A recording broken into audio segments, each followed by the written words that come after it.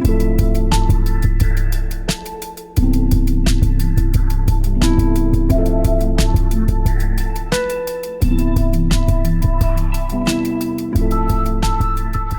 guys, it's Mike with another GodForge video. This is video 2 on day 2. I think total episode is 5. They're happening so fast, I'm losing track of all of them. So I went and had lunch with my brother. I went to stage 70 and did an auto farm. I upgraded 3 of my champions to 5-star and just let it go. So I came back, they were all maxed out, and we might have some new characters on the account because that is a level where you can get legendary and epic heroes. So we'll take a peek and see what it is that we got there. Went all the way back out to the home screen there. Probably didn't need to do that. But we'll jump in here and kind of keep our fingers crossed for a new legendary. It did look like Hell got completely maxed out to level 50, so now I got to work on getting her 6-star. Beowulf was also maxed out to 50, and then I think Isis was also maxed out to 50. A little bit of a delay going on there. So yeah, but we got these guys all dialed in on level 50, and then we have these guys back here at 40 doing some work for us as well. Moment of truth as we scroll down. Oh, I see some gold. Whoa, I see a lot of gold. Dang, we got 5 new legendaries on the account. So we got Horus. That is awesome. We got, who's this guy? GodForge? GodForge? I don't know. That's a tough one. I'm going to have to look that one up. We got Ra. Oh, man. We got a copy of Hell, so we can actually enlighten her. And we got Shamash. Okay, I kept seeing this guy, and I thought it was Odin, but this is Shamash here. So that is pretty incredible. We also got Brynhild, which is a new epic for me. Got a couple more copies of the Green Knight. 2 copies of Brynhild. Another copy of Achilles. Several copies of Musashi.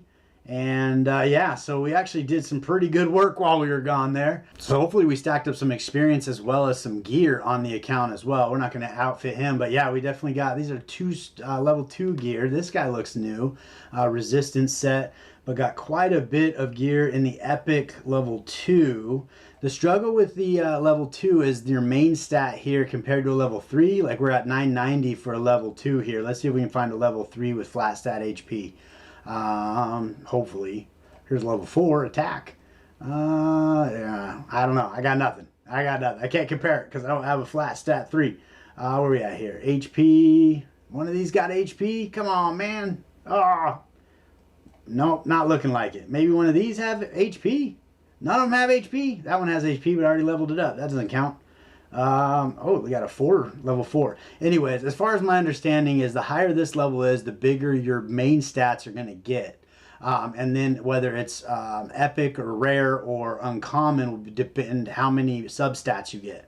So on a legendary piece, you get 4 substats that can all move up. And on an epic piece you get 3, and then on a rare piece you get 2. I have not found a way to actually enhance that further, other than taking it to level 16, but it just keeps it in those 2 areas. So I kind of like it just because it lets you know, like, hey, if you want multiple substats, you're gonna have to really farm for that legendary, those legendary pieces of gear. So that's pretty solid. We're up to 7, almost 8 million gold. Nice. That is awesome. We got some work ahead of us there, so we can do that. Let's take a peek at our experience and see if we can level up some of these champions. And we're back up to 2.8 million, which isn't a whole lot. We can actually probably level up maybe one of these guys to 5 stars.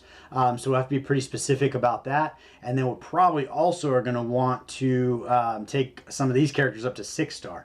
So I'm going to go ahead and, seeing how we got a copy of Hell, we're going to see what we get. So if we place Confuse on any revived enemy for 1 turn, enemies under Confuse inflict 200% increased damage. So on her ultimate ability, she actually brings the enemy back to life, and then they're confused for 2 turns doing damage to each other. Now they're going to do 100% more damage. So that's actually pretty cool. So we're going to go ahead and confirm that and get that awakening on her. I'd give this more thought if this was my long-term account. When you play in this game, one thing that I do like that's different than Raid is you cannot use 2 of the same champions on the same team, at least in this game mode. So it kind of encourages you not to build 2 champions, like, you know, 2 different ways and stuff like that, or have a whole team of the same champion. There's a lot of mechanics that tend to get broken when you do that, when you have mechanics stacking on top of other mechanics. So it's kind of a little bit rough in that space. So I do actually really like the fact that we cannot do that with our champions and stack them up. It also encourages you to level them up and maximize them as you go, which is kind of fun. But at this stage, I'm really thinking, like, with the legendary characters I just brought onto the account, I can probably outfit a couple teams and have some different abilities going on there. So it kind of could be time to maybe say goodbye to some of these epics, as well as some rares. But let's take a peek at their kits and see who I want to build. So we'll go ahead and start with Horus here and see what we got going on. On the basic, we attack one enemy, 50% chance to place a taunt on the target for 1 turn. Also heal this hero. If Isis is on the team, she is healed by the same amount. So that's a good synergy going on with Isis, who I do have. We look like we're building defense and attack. Is going to be how we're doing damage, and then the heal is 70% of your defense. So you really want to build this character with a lot of defense. Is going to be a great way to go. On the core ability here, attack one enemy with 75% chance to place speed down, and blunt 2 on all enemies for 2 turns. Blunt 2, I'm not sure.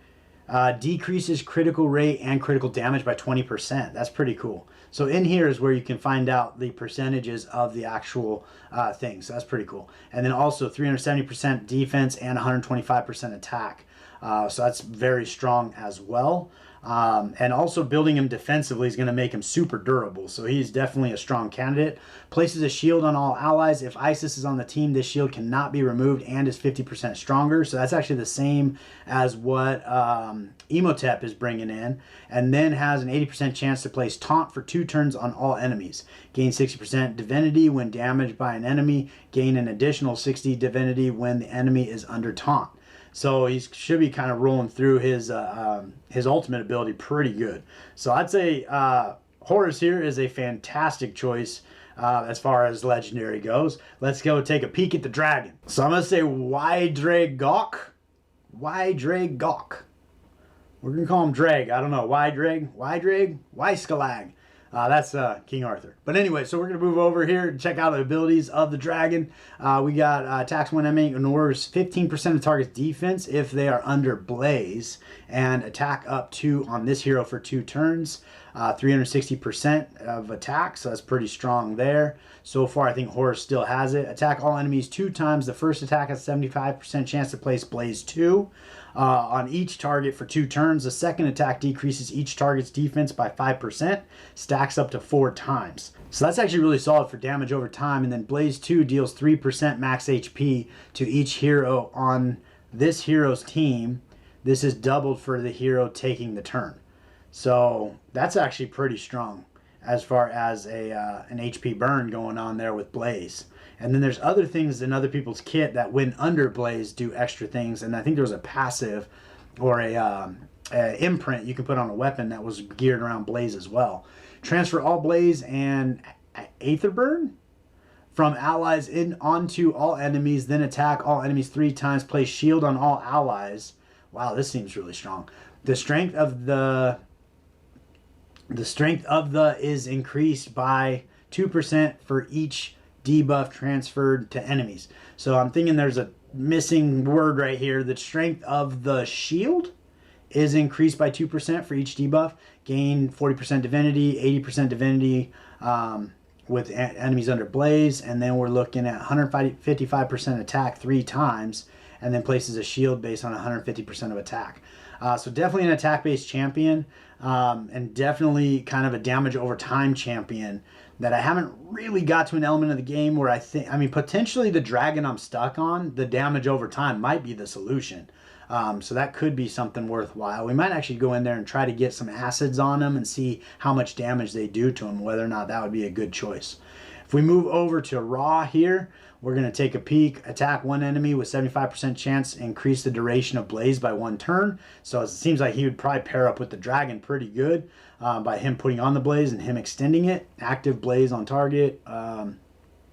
If the attack is critical, activate the blaze on target. So that sounds like that's almost a blaze explosion where it'll activate it if we hit a crit rate, or critical hit. So if we build him with, oh dang, accuracy plus attack. So build him with high accuracy and attack and crit rate. then we get that added that blaze activation, which would be pretty cool on his A1 there. On the A2, or the core ability, the basic and the core ability, attack all enemies with 75% chance to place blaze 2 for 3 turns is pretty strong. And then that's going to be an AoE doing quite a bit of damage, especially if you build them with a lot of accuracy. That's going to be pretty solid. And then on the ultimate ability here, we're going to go ahead and put that on there. Attacks all enemies, 125% attack plus 75% accuracy 3 times. Remove all blaze from enemies and allies. Increase the damage inflicted by 15% for each blaze removed. So you're going to be basically kind of doing a blaze explosion on that as well. And then gain 40 of your initiative there when an ally, I think divinity is what they're calling it. The initiative, I think, is how fast you fill your divinity. When an enemy is damaged by blaze, you gain 40. So that's actually pretty good if you're placing blazes and people are taking burns, and then all of a sudden you're just stacking up your divinity for your ultimate. I was thinking about the initiative. I do really like it. And the reason I like it is because in a lot of these games you get stuck on speed, and speed is king. But in this case, you actually have a separate ability that's on its own speed race. So for some of these characters, you might really want to build their initiative so that they're getting to their ultimates fast, and their other speed may not be as important. And so it's kind of an interesting way where you can roll through speed to get through your 2 main abilities, but you're going to be missing out on the initiative. Or you can roll through your initiative really quickly and not go through your abilities. So it kind of depends on how you're using the champion, which way you want to build them, which I think is just, it adds to versatility. It adds to how you want to individualize your champion. So I really think it's actually pretty cool. And then last but not least, we're going to go with Shamish? I'm not sure. We got the abilities coming on here. We're going to attack one enemy. The ally with the lowest divinity will join in on the attack. That's kind of cool. If the target is under Afterburn, increase the turn meter of all allies by 10%. So we're speeding people up. Not really sure what Afterburn 2 is. I'm assuming it's similar to a burn, but obviously different. So not really too much information there, unfortunately. If we move over to, here we go, attack one enemy, all allies will join in on the attack. Has a 75% chance to place Aetherburn on for 2 turns, and then this is where we'll find out what it is. Increased chance to weak hit by 10% and reduces divinity by 6% on all heroes on the team. So that's actually pretty cool. You're going to be increasing their weak, and then with this co-op attack, that way we can actually utilize that imprint that we got that has the co-op on it, where whenever it co-ops, I think you have an added ability that pops up or something, more damage maybe, I forget what it was, but I didn't know when to use it, and I think it was actually his imprint, so that's actually works out pretty good. On the ultimate ability here, we revives random ally with 30% HP, 30% turn meter, then place Radiance 2 and attack up for 2 turns on all allies. Also heal all allies by 15% of their max HP. Place barrier equal to 50% of overall overhealing. So that's actually pretty intense as far as what's going on there as far as heals. 30% and 30 is going to be half as good as Isis, but then any overheals are actually, they're going to be getting heals, which Isis doesn't heal, and then any overheals are going to create a barrier, which is actually pretty strong. And the first time an ally is killed in battle, gain full divinity and activate Light of the Heavens. So as soon as an ally is killed, he immediately goes to full divinity and activates this ability to revive them. So that's actually really strong as well, but he is only reviving one ally versus Isis, who's doing AoE revive. But that is pretty cool. So I gotta be honest, all 4 of these guys sound pretty amazing. I'm gonna start with Horus because he's one of my favorite Greek gods as far as that goes, and his kit does sound pretty amazing.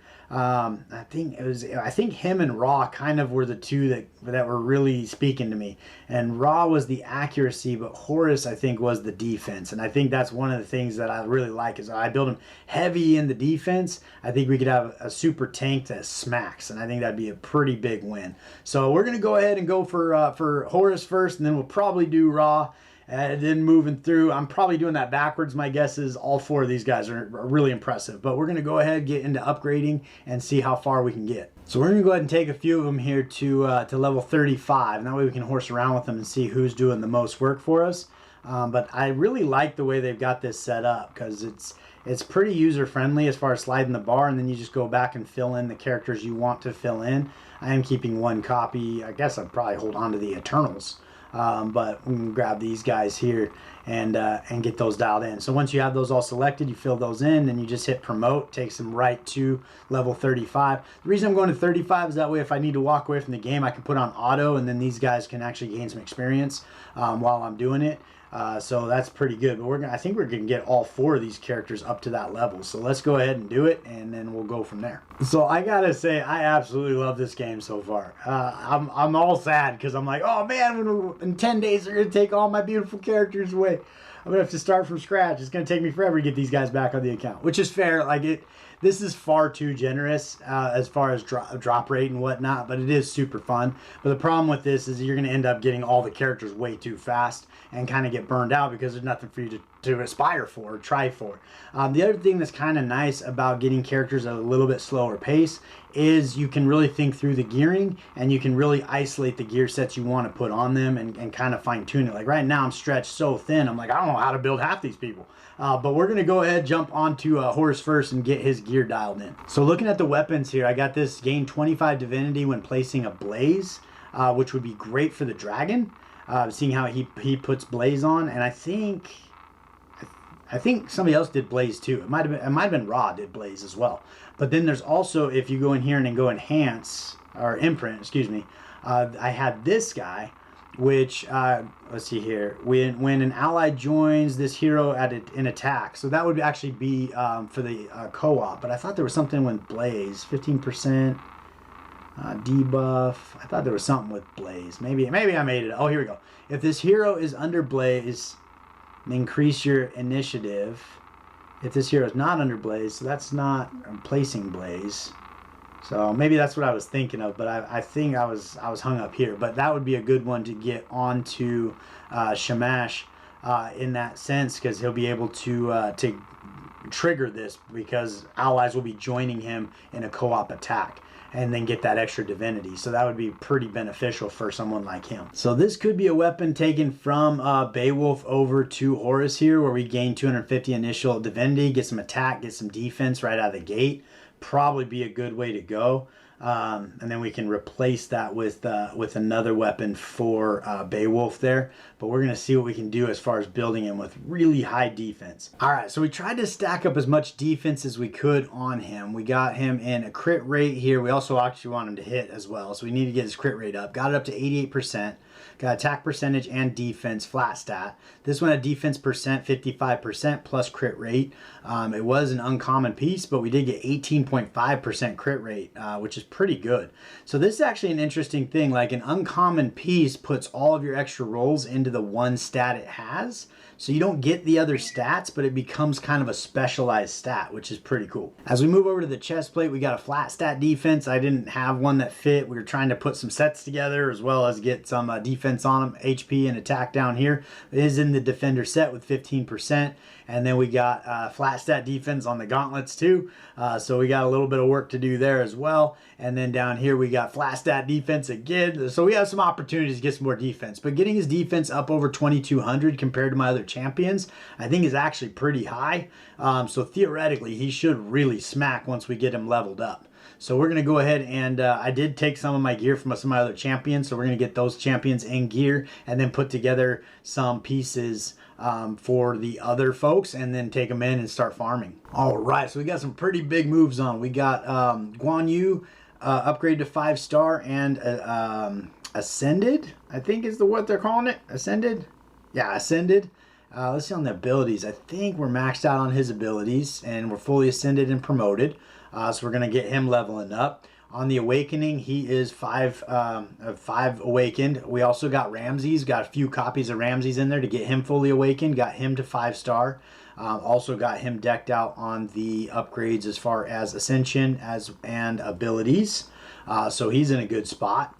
And then we got all of our new legendary characters at a functional level with gear to see what they can actually do. So we're going to go bring these guys in there and just start leveling some people up and see how it goes. So one thing I noticed on the leader abilities on the legendary, in all battles we got 30% here with the dragon and we got 25% with Raw, which is kind of interesting. Usually, like all battles, it'll be, you know, the same for all of them, and then in specific areas, it might be, you know, 30 or 40% because it's only in that one area. But they have kind of a little bit of variation there going on, so it's kind of interesting as far as that goes. But we're gonna bring in, I think we're gonna bring in Raw or the Dragon here because we got the 30%. We're gonna bring in Raw and Horus. And I think we're just going to go straight for our new team here. Although we are doing a boss fight, so might as well bring in Ramses as well. Just see about doing some damage and see how we do. But we're going to go ahead and auto run and see if this thing can hold water or not. I mean, this is a pretty random team. It's just all the new people I got. So hopefully we can do some work here though. So this is pretty fun. There's a lot of mediocrity going on right now because everybody's on level 35, 4-star. But you've got a lot of interesting synergies going on with the co-op abilities and everything else that seem to be working pretty strong. And then the shielding from Horus that's coming in seems to be doing really well also. So I'm really a fan of these characters. I don't know that they actually belong in a team together, but they seem to be functioning pretty well. All right, well, we're back at farming. We've got a 5-star Guan Yu here. We've got a 5-star Ramses. She's maxed out. We did 5-star our Horus, and then we're working to get Leonidas maxed out to 4-star 40. So that's kind of what we're going. We're going to go keep on pressing on, just trying to get more and more things on the account. I've been farming on stage 70. That's where I ended up getting those 5 legendaries when I went away to lunch. So we're back there farming, trying to get a little bit. We were able to actually beat the dragon. Barely. It took a long time and we barely got through it. But we promptly could not beat stage 91. So I figured it's time to go back, farm up, get some more resources on the account, and then press on and get these guys doing a little better. But I think that's a good place to stop this video here. So we're going to go ahead and chop this video off right there. I appreciate you guys hanging out with me. I'll probably start another video later tonight after I get done farming here, and then see when we're pressing the account along. But thank you so much for spending the time with me here today, and I look forward to seeing you next time.